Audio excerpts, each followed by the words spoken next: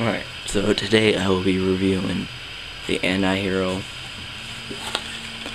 price-owned, bank-owned, price-reduced skateboard. It retails for around $50 depending on where you live and what skate shop you go to. And I got mob grip tape with it.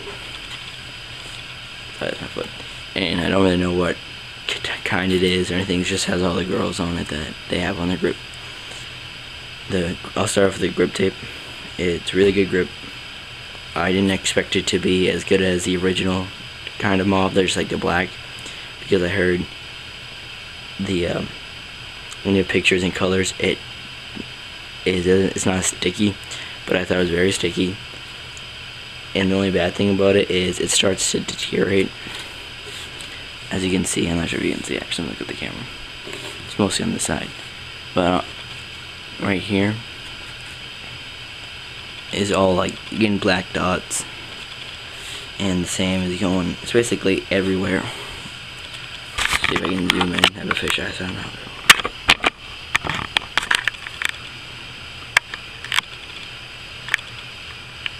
Can't really see that well, sorry. And that's probably the only bad thing I have about it. Another good thing is you get a lot of compliments from little kids who don't know what this is, what they're seeing for the first time. Yeah, I'm gonna probably cut that out. The good thing with the grip tape is you get compliments from little 8-year-old kids who, if their mother saw them looking at this, probably would smack them upside the dome piece. And now onto the skateboard itself. Now, first thing, I'll start off with the good things about it is it's pretty cheap, cheaper than most skateboards.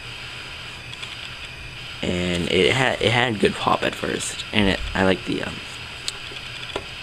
depth of it, and it doesn't have that much concave, which is good because I don't like a lot of concave.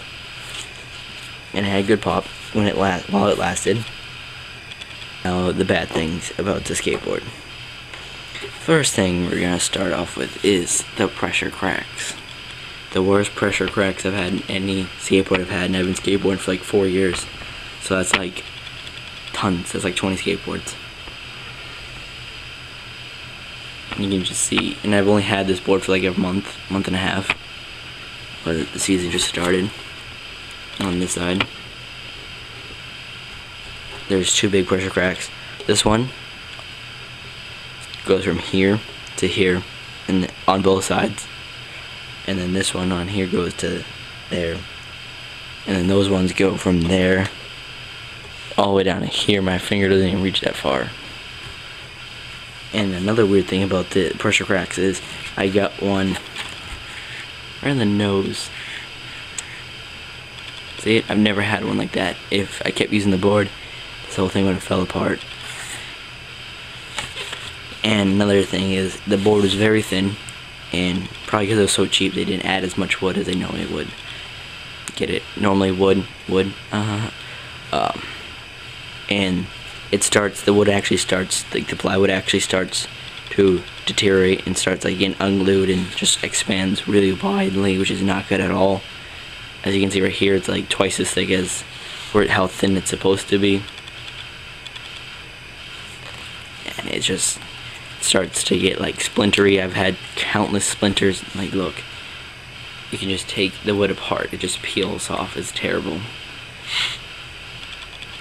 And it chips. Oh my god, it chips so much. If you even land on this thing wrong, you'll get another chip taken away. I have to keep putting them back on, and just look at it. It's terrible. Like, look, it's just bad.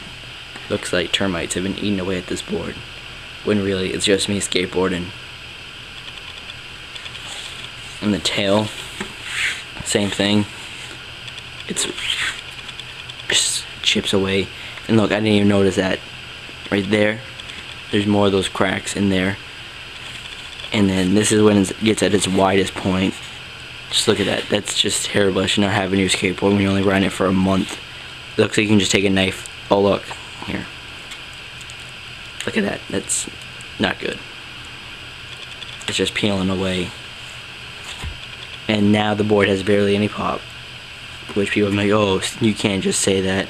That doesn't really happen. Well, you're starting to lose all your the wood. It's just starting to all be able to bend and flex, which isn't good for your skateboard at all.